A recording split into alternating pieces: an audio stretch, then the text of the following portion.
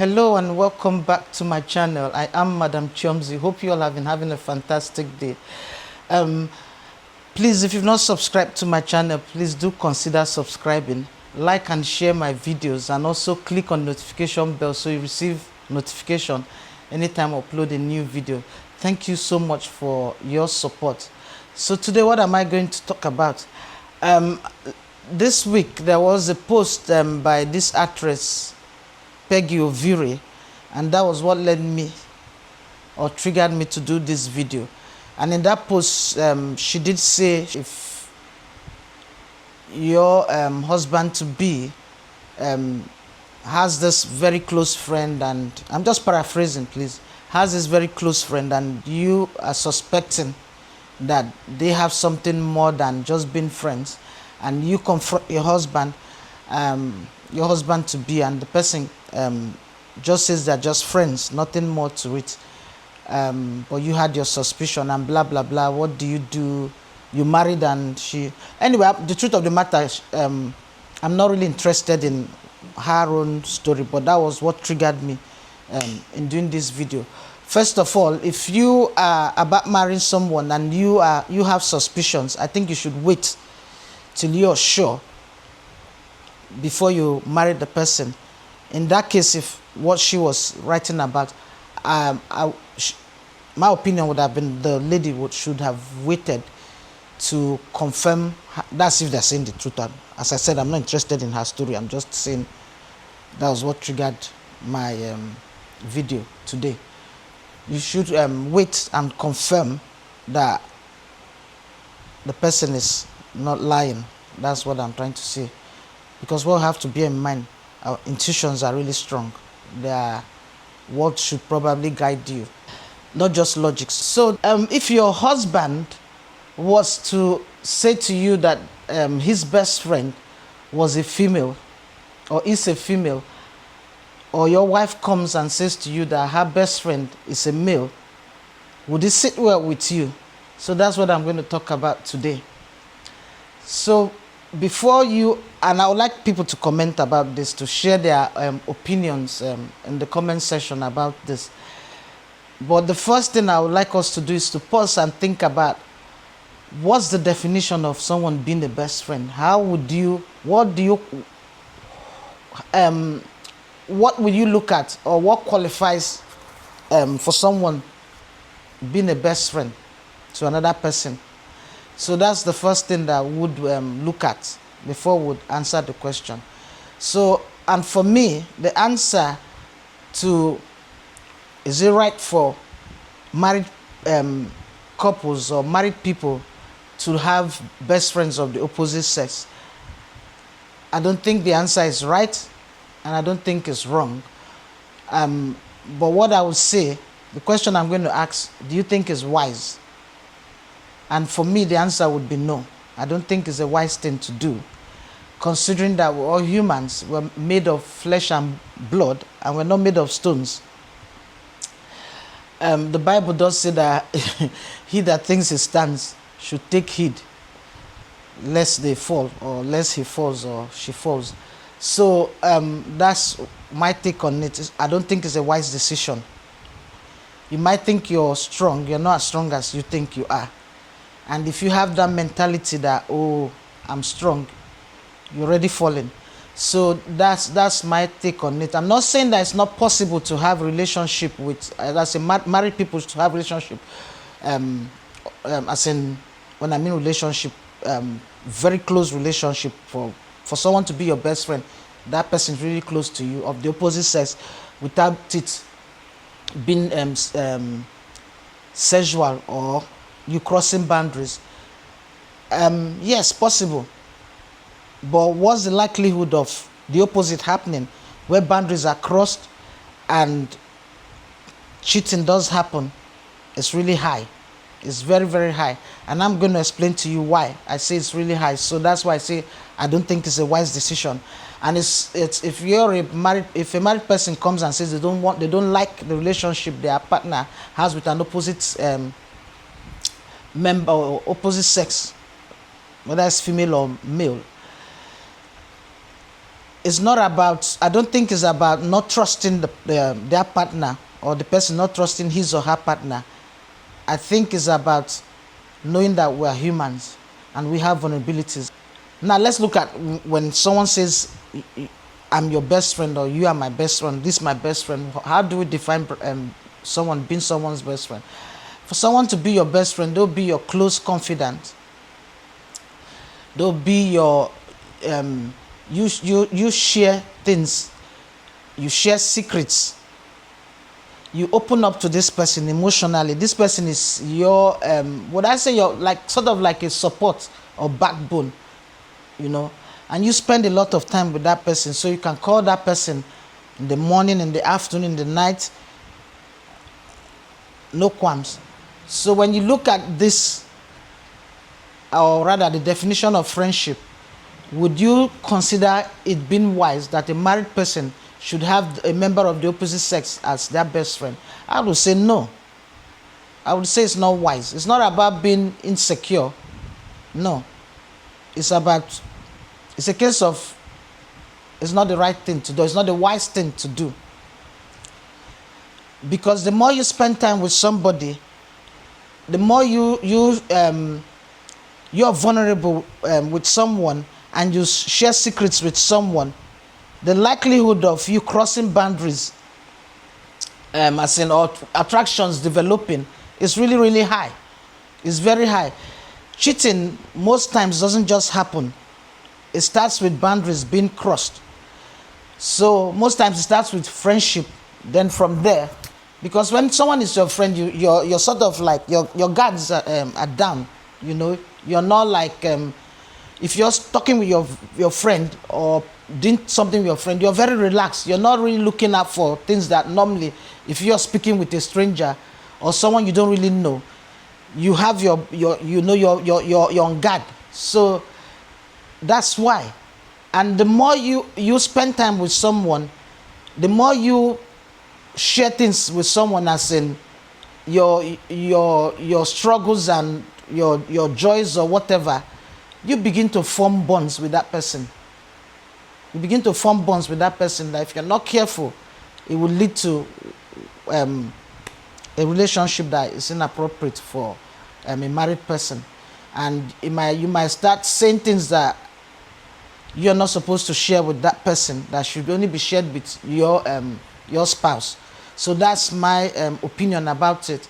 Now, I want to make it clear. I'm not saying that it's not possible for a married person to have a member of the opposite sex as a best friend without it leading to a sexual relationship. That's not what I'm saying, or cheating sexually. That's not what I'm saying.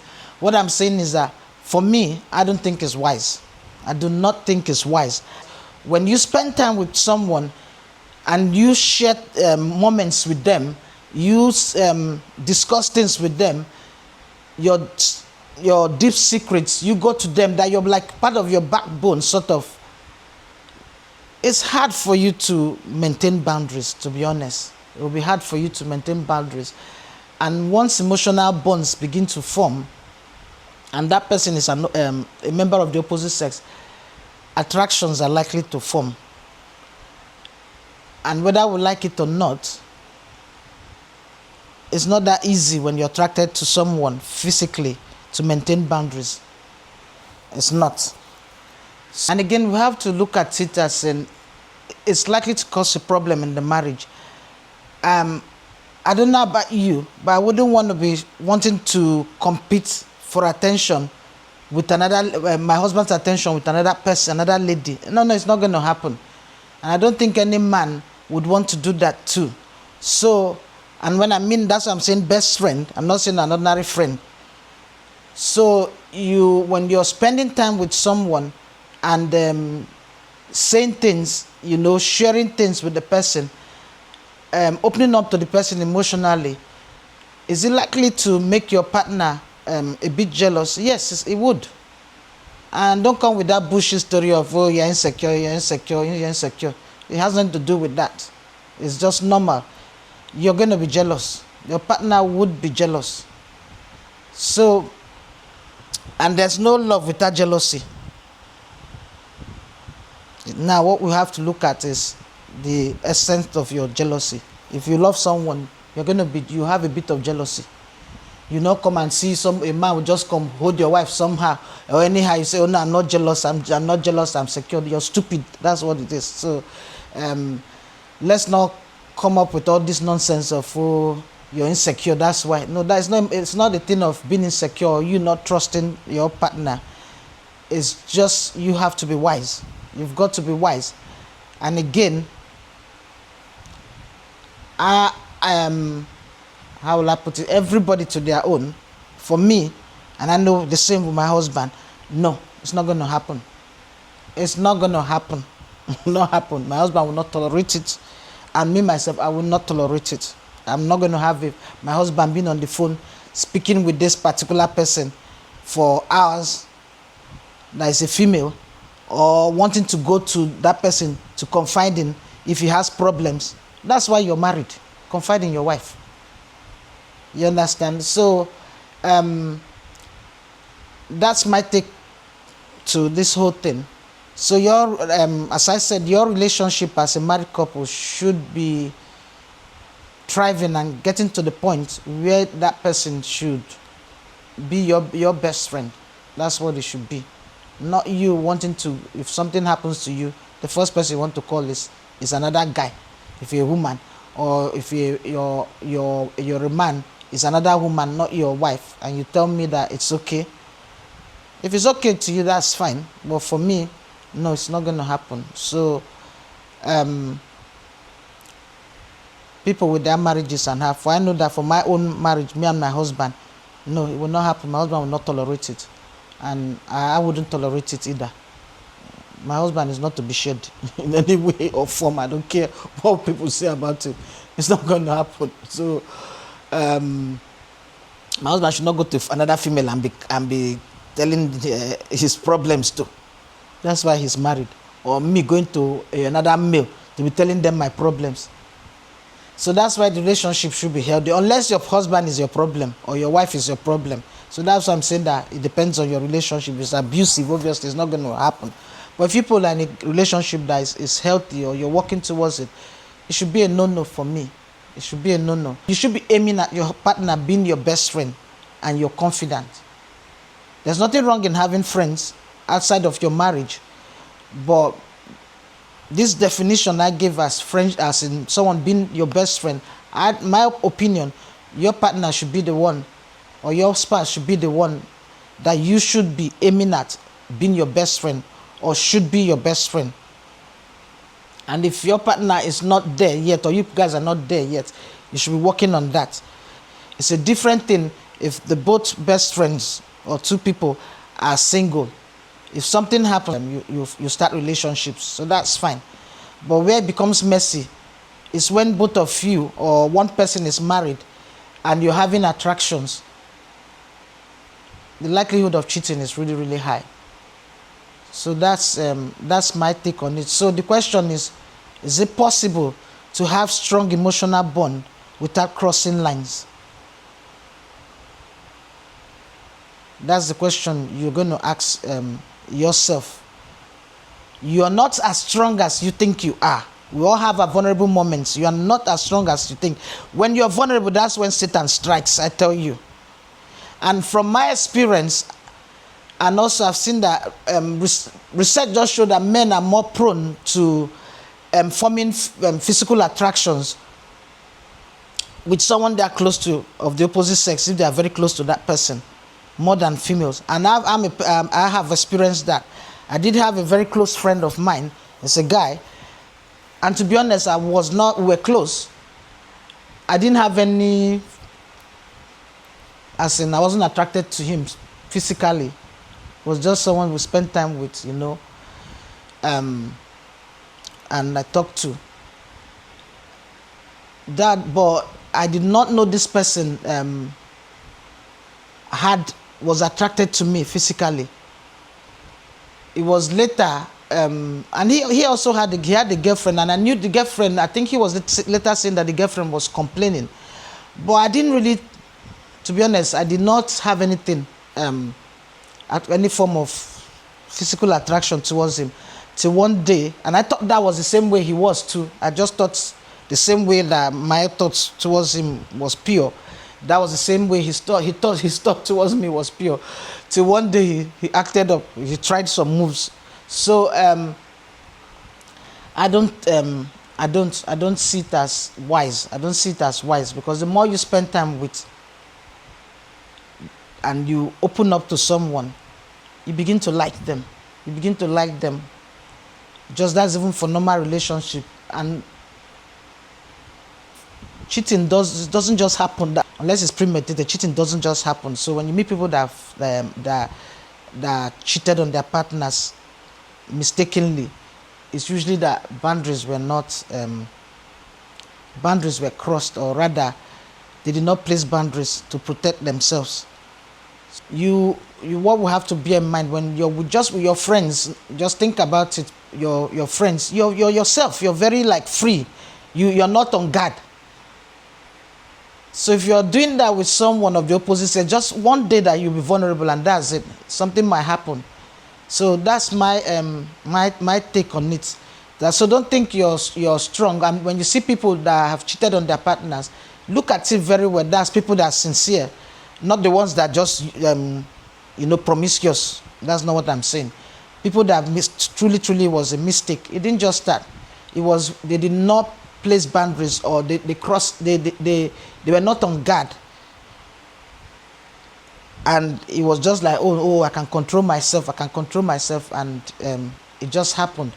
There was this sad story that I watched on Shude about a doctor that had an affair, or rather that slept with a student. I think that student probably came to do housemanship, from what I understood about the story. And he said that I think probably he attends Redeemed Christian Church, because he said that he was actually on his laptop, logged in joined the service, the Holy Ghost conference or service, and while that conference was going on, he slept with this girl. And when I was listening to that man, you could see that he's a responsible man, sincere. He did inform his wife about it. Immediately it happened, he did. But I'm sure he thought he could control himself. And that's what I'm trying to say. Don't think you are strong as you think you are. Don't. Bible says flee. It didn't say stay there and negotiate. Stay there and say, I'm going to prove to you that I'm a strong person. No, it doesn't work that way. You've got to place boundaries.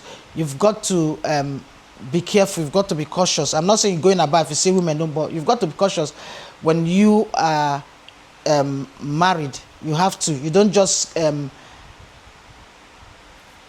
open up yourself to somebody.